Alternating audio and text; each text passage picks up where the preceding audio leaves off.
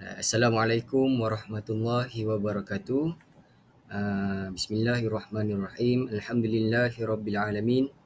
Wa bihi nasta'in wassalatu wassalamu ala asyrafil anbiya wal mursalin wa ala alihi wa sahbihi ajma'in.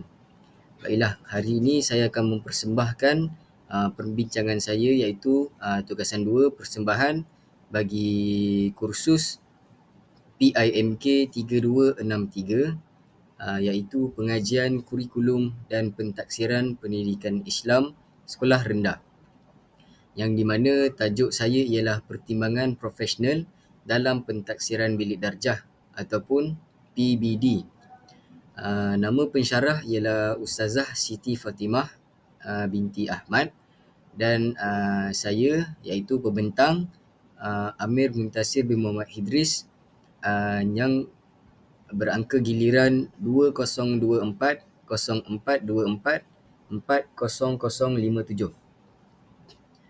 Baiklah, seterusnya saya akan pergi kepada isi kandungan. Okey, yang pertama saya akan membincangkan tentang pengenalan. Yang kedua, kepentingan pertimbangan profesional ini. Yang ketiga ialah isu 1 iaitu ketidaksamaan dalam pentaksiran. Yang keempat iaitu isu yang kedua, beban kerja guru semasa dalam amalan PBD. Dan yang seterusnya ialah strategi penyelesaian bagi isu 1 dan strategi penyelesaian bagi isu yang kedua. Dan yang seterusnya saya akan pergi kepada kesimpulan dan juga refleksi profesional, dan yang terakhir sekali bahagian rujukan. Baiklah, yang pertama sekali pengenalan. PBD ini ialah pentaksiran yang berlaku secara berterusan di dalam proses pengajaran dan juga pembelajaran, iaitu PDP. Jadi tujuan PBD ini ialah untuk mengenal pasti perkembangan, kemajuan dan juga keperluan pembelajaran bagi murid. Yang seterusnya, PBD ini ia berpandukan dokumen standard kurikulum dan juga pentaksiran, iaitu DSKP, dokumen standard kurikulum dan pentaksiran. Baiklah, PBD ini ia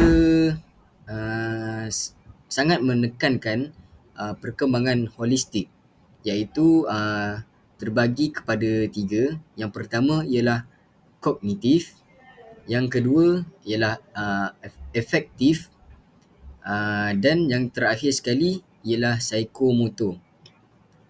Jadi guru-guru ini mereka berperanan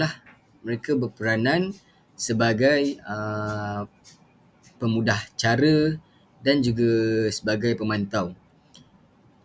Akan tetapi guru ini bukan hanya sebagai pemberi markah lah.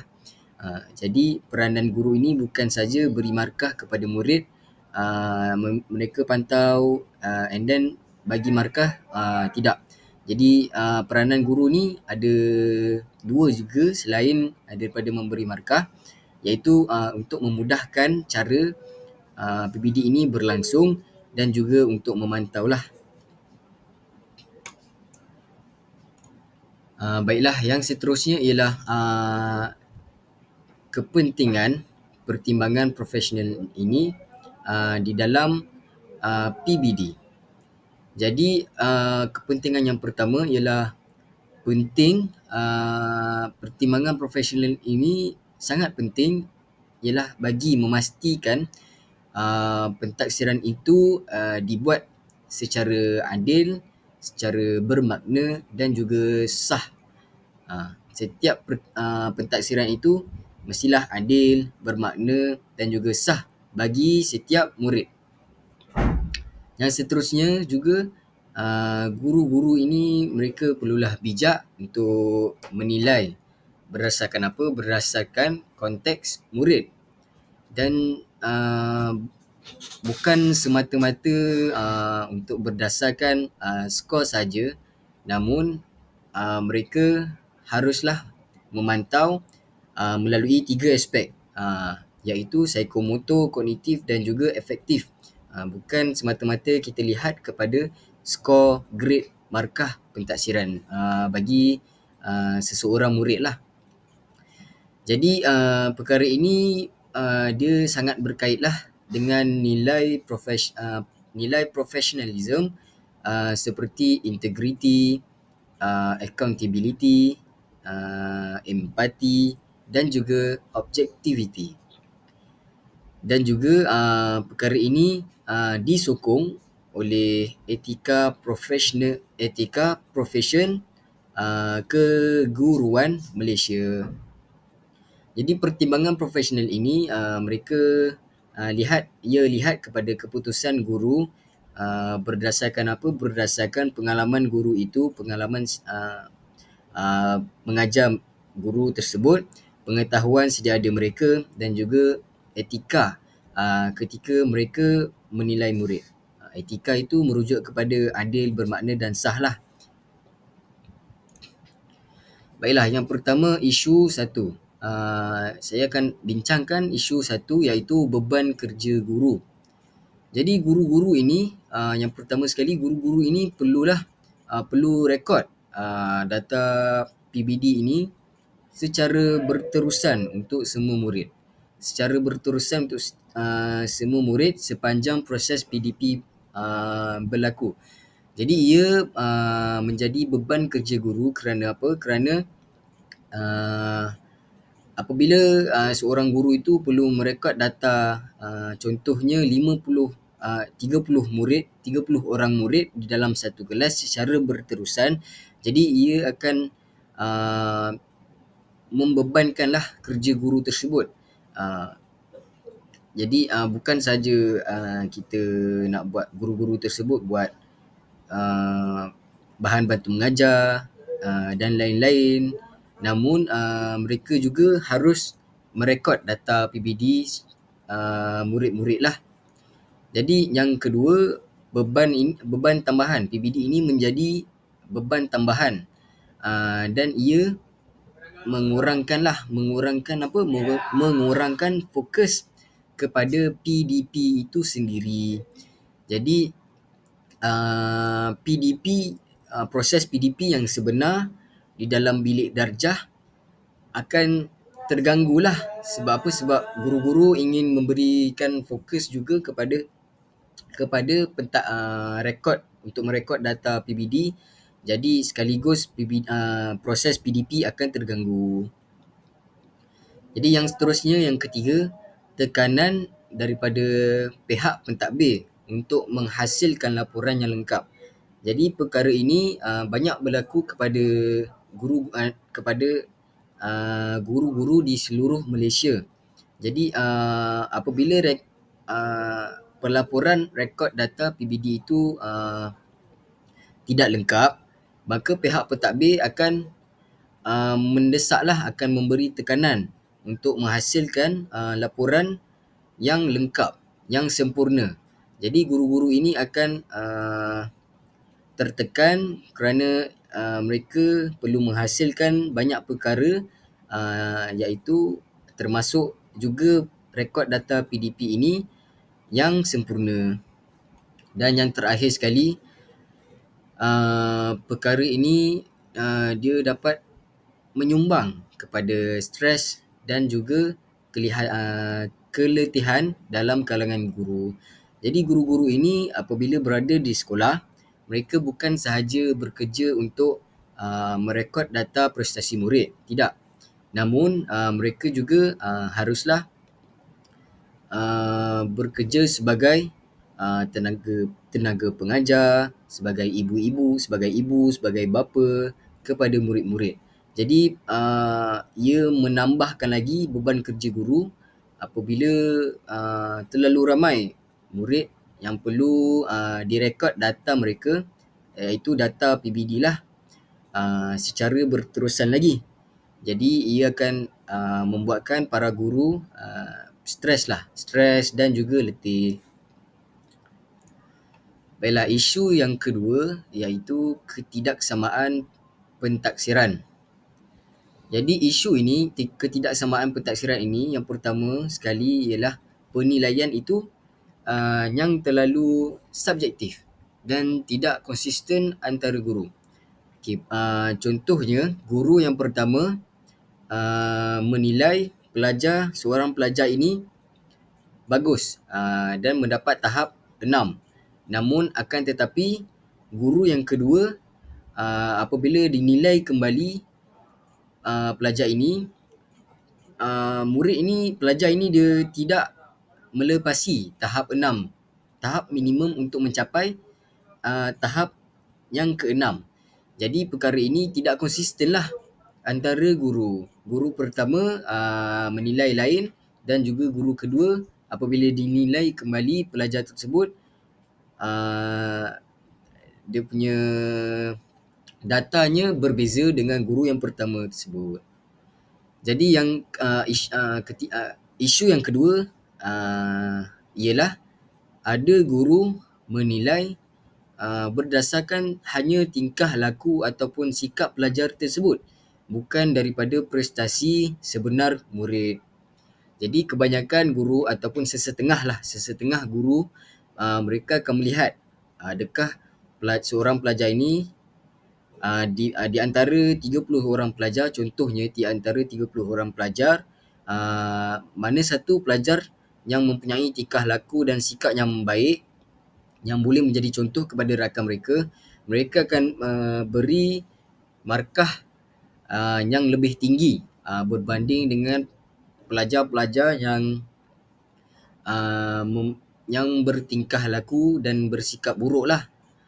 Jadi perkara ini mempunyai ketidaksamaan lah. Kerana apa? Kerana yang data yang sebenar, markah yang sebenar yang perlu kita lihat ialah prestasi mereka sendiri. Prestasi sama ada melalui ujian, kuis dan lain-lain lah, bukan daripada tingkah laku dan sikap mereka.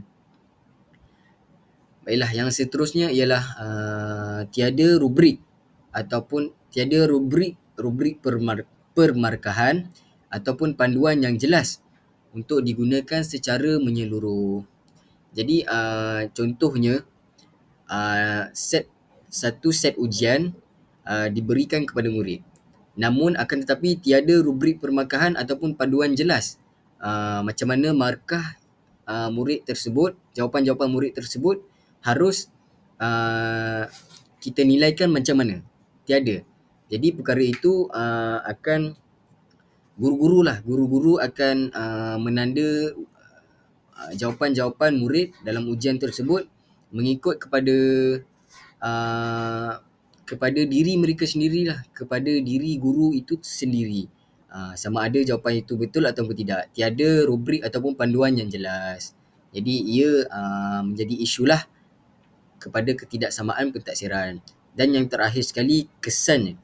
Di kesannya ialah murid ini dia tidak faham apa tahap sebenar mereka. Sama ada mereka berada di band 1, di tahap 1, tahap 2, tahap 3 dan seterusnya lah. Jadi keputusan itu akan menjadi tidak sahih. Kerana apa? Kerana macam yang saya cakap tadi, contohnya guru yang pertama berkata lain, guru yang kedua berkata lain. Guru yang pertama memberikan data yang lain, guru kedua memberikan data yang lain. Jadi apabila murid-murid itu melihat kepada tahap mereka pada sesi akhir sesi akademik akhir tahun, jadi mereka berasa macam adakah tahap ini tahap yang mereka layak untuk diberikan. Dan juga ibu bapa juga mestilah mengambil tahu tentang tahap-tahap kefahaman anak-anak mereka. Jadi apabila keputusan-keputusan itu diberikan kepada ibu bapa dan juga murid, Jadi mereka berasa pelik dan tidak faham kenapa tahap anak-anak mereka, tahap mereka diberikan tahap sebegini. Jadi ia akan sekaligus menjadi tidak sahih. Baiklah, yang seterusnya ialah saya akan membincangkan tentang trend semasa, iaitu penyelesaian profesional. Jadi yang pertama sekali, integrasi teknologi dalam pentaksiran, iaitu Google Classroom dan juga Quizzes. Jadi Google Classroom, dengan adanya Google Classroom dan juga Quizzes, teknologi dari semasa ke semasa bertambah baik. Jadi dengan itu pentaksiran boleh dilakukan di dalam Google Classroom dan juga Quizzes, iaitu dalam bentuk quiz, latihan dan lain-lain lah. Baiklah, yang seterusnya ialah aplikasi platform seperti RPH dan juga RPH, bahan bantu rekod dan juga pantau.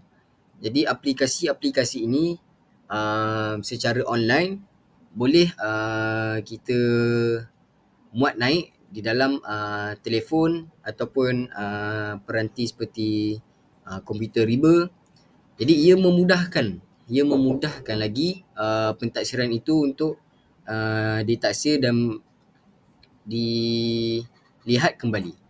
Baiklah, yang seterusnya ialah pentaksiran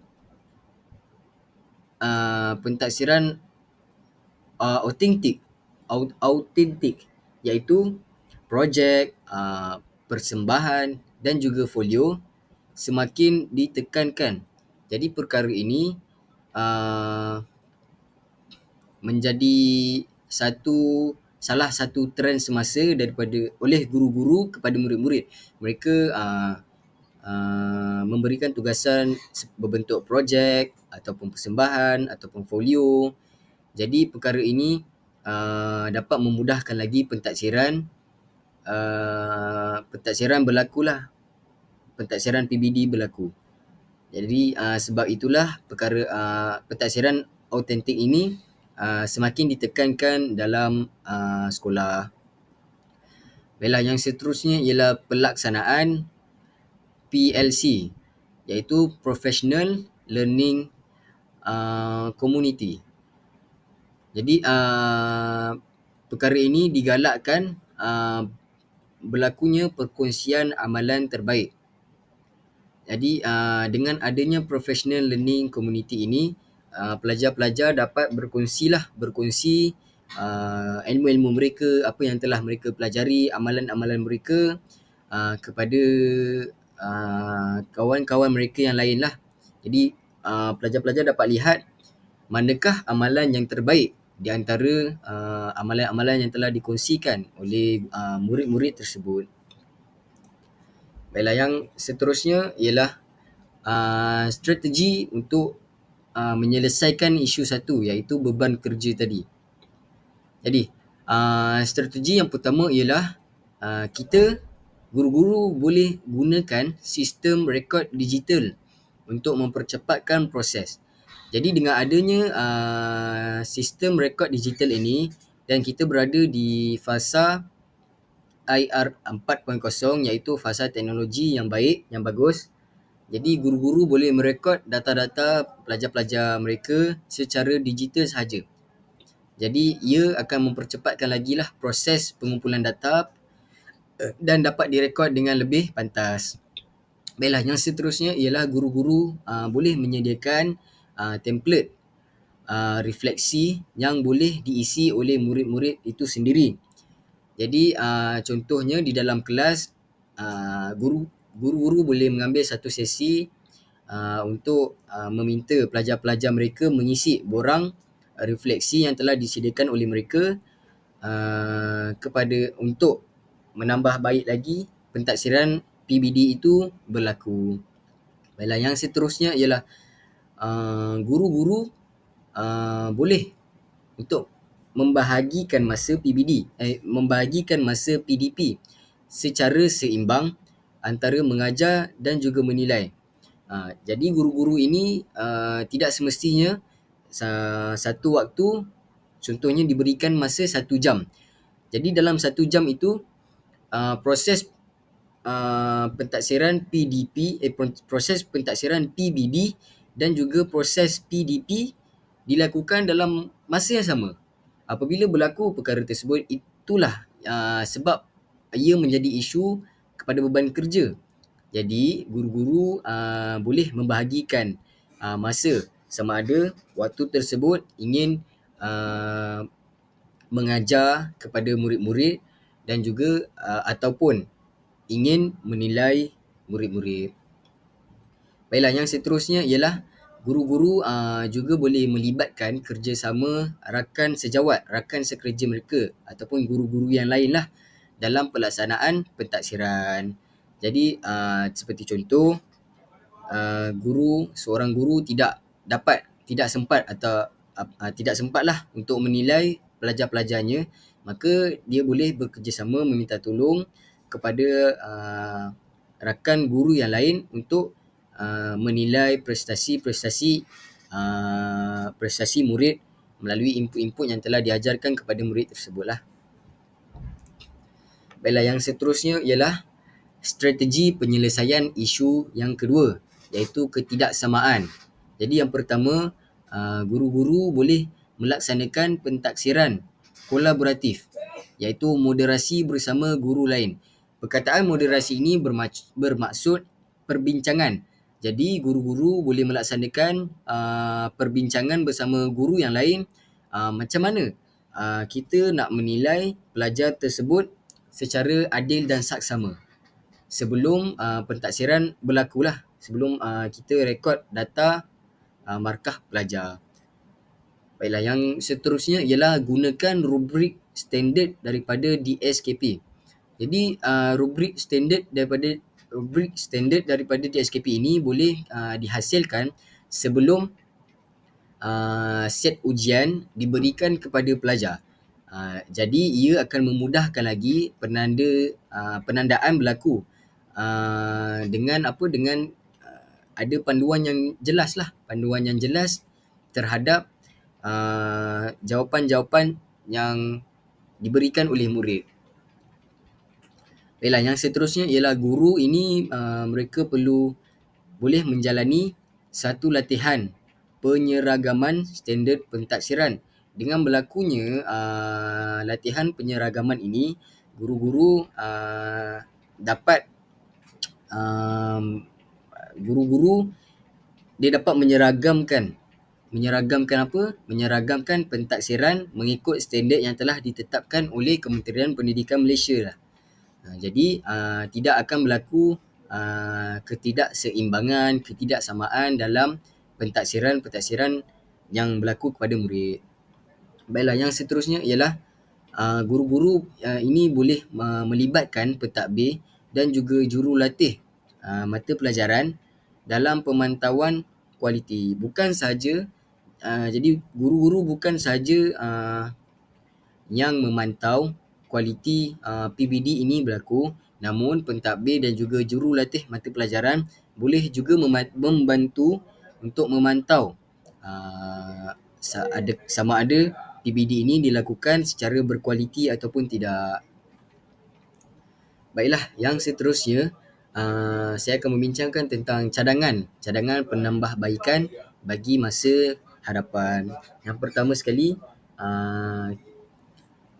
kita boleh mewujudkan kurikulum yang fleksibel dan juga dinamik yang sesuai untuk pentaksiran berterusan. Jadi kurikulum yang fleksibel dan dinamik ini bermaksud kurikulum yang mengikut standard kepada pentaksiran berterusan yang dimintalah oleh kementerian. Jadi kurikulum itu perlulah fleksibel, perlulah mengikut standard yang ditetapkan, dan pentaksiran berterusan itu dapat dilakukan mengikut kepada standard yang telah ditetapkan juga. Baiklah, yang seterusnya kita boleh menambah baik lagi latihan perkhidmatan guru di IPT ataupun IPG. Jadi latihan ini boleh ditambah baik kepada bakal-bakal guru kita di IPT ataupun di IPG lah khususnya. Kerana apa? Kerana jika latihan-latihan di IPT ataupun IPG itu bagus, ditambah baik, maka ia akan memudahkan lagi ataupun menjadikan lagi guru itu lebih profesional terhadap bidang kerja mereka. Baiklah, yang seterusnya ialah membangunkan modul pentaksiran profesional berteraskan etika dan refleksi pelajar.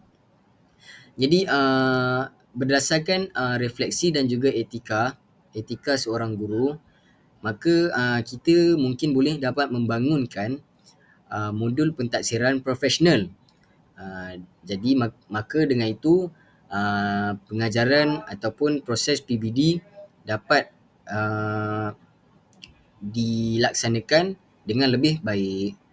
Dan yang terakhir sekali, kita dapat memberikan autonomi profesional kepada guru dalam membuat keputusan pendidikan. Autonomi profesional ini seperti contoh aras taksonomi belum lah contohnya.